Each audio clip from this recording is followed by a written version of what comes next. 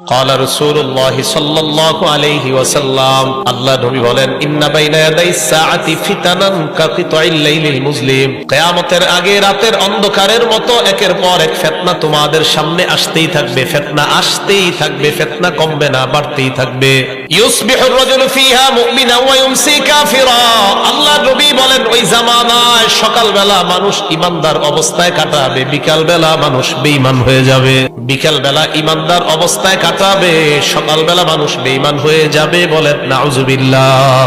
তাহলে বলেন তো ওই জামানা কি সামনে আসবে না বর্তমানে চলতেছে?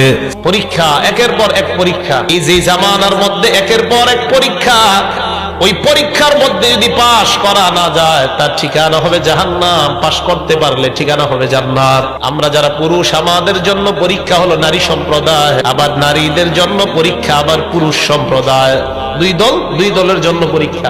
তো পরীক্ষাটা